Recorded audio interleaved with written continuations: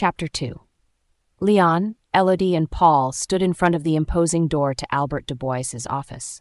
Léon could feel a slight dampness in his palms, and he noticed Paul's usual calm demeanor replaced with a furrowed brow.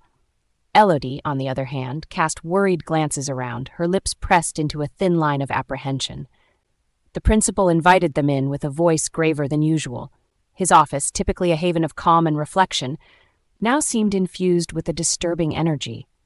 The shelves lined with trophies and books appeared more austere, and he himself looked tired, his features strained with worry. "Thank you for coming," Dubois began without preamble.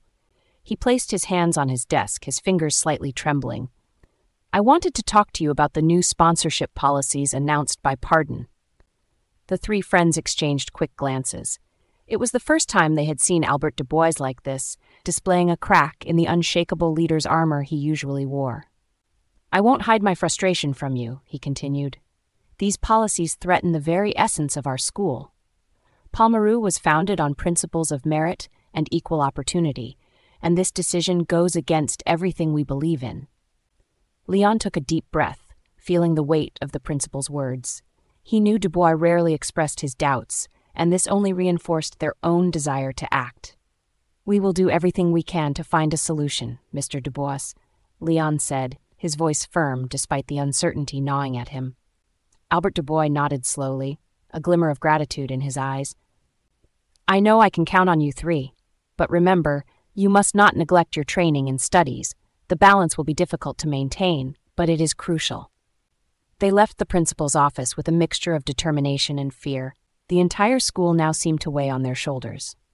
Back on the training field, Léon, Elodie, and Paul were already feeling the impacts of the new rules. They saw some of their classmates discussing all their attempts to find sponsors, while others, like Damien Malesherbes, seemed to navigate this new reality with disconcerting ease. "We can't waste any time," said Elodie. "We need to find sponsors, but also alternative solutions." They started by talking to their respective coaches. Mr. Lambert, the football club coach, welcomed them with an encouraging smile. "I understand your situation, and I will do what I can to help you find sponsors," he promised. "But remember, it's your behavior and performances that will attract support." They then decided to contact alumni, hoping those who had succeeded in the past could offer valuable advice. Among them, Emma Lavalny, a former tennis champion and now a renowned coach, agreed to meet them.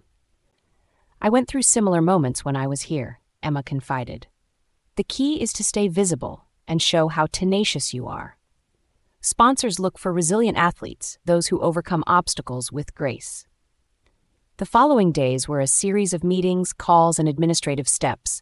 Léon, Elodie, and Paul often found themselves exhausted at the end of the day. They faced refusals and broken promises, but did not let the fatigue hinder their quest. One evening, as they met to discuss their progress, Léon noticed the dark circles under Elodie's eyes and the worried look on Paul's face. "We will make it," he said with a conviction that masked his own doubts. The boys' dormitory was bathed in soft twilight, only illuminated by the dim glow of bedside lamps. The regular snores of their roommates provided a reassuring background noise as Léon, Elodie, and Paul, sitting in a circle on the floor, whispered in low voices. Their space of conspiracy carried an atmosphere both secretive and solemn. "We need to come up with something concrete," whispered Elodie, a note of urgency in her voice. "There are many fundraising ideas, but we need targeted and effective actions." Léon, his brows furrowed in concentration, scribbled notes in a notebook. "We could organize an interclub tournament. That would attract a lot of people and potentially local sponsors." Paul, leaning against his bed, nodded. "Yes, but that requires significant logistics and permits. We don't have much time or resources." They continued exchanging ideas, each suggestion met with a mix of enthusiasm and skepticism. Finally, they came up with a plan. Organize a series of events to raise funds and approach local small businesses for sponsorships. The following days were a test of endurance. Mornings and afternoons were dedicated to rigorous training, while evenings and weekends were spent setting up their initiatives. They started with organizing a friendly football match, followed by a bake sale prepared by the students. Despite their initial enthusiasm, the results were disappointing. The funds raised were far from sufficient, and potential sponsors seemed hesitant to commit.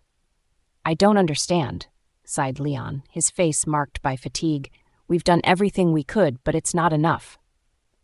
Elodie, her eyes ringed with dark circles, placed a comforting hand on his shoulder. "It's a start, Léon. We knew it wouldn't be easy." Their failures were not limited to funds. The double days accumulated into overwhelming fatigue, reflected in their sports performances. Léon missed a crucial goal during a match, Elodie slightly injured her ankle, and Paul struggled to maintain focus during judo training. He had even fallen asleep during the post-training relaxation session. One night, after an especially grueling day, they met again in the dormitory, their faces expressing exhaustion and frustration. "We need to rethink our strategy," said Paul gravely. "Our individual efforts are not enough. We need a more collective approach." Léon nodded slowly. "Maybe we should involve more students. If we can show it's a common cause, we'll have more weight." Elodie smiled faintly. "That's a good idea. We need to unite our forces, not just with those from our club, but with everyone who shares our vision." They spent the rest of the night devising a new plan. They decided to create a coalition of students from all sports clubs, uniting their efforts to raise awareness and mobilize more resources. This collective approach would not only distribute the workload, but also strengthen the sense of solidarity among the students. The next day, armed with this new strategy, they began talking to their classmates and teammates, explaining the situation and calling for unity. To their great satisfaction, the response was largely positive. Many students, even those from more privileged backgrounds, understood the importance of preserving fairness and were ready to contribute. Léon, Elodie, and Paul coordinated the efforts of their peers. They organized meetings, distributed tasks, and planned a series of more ambitious events.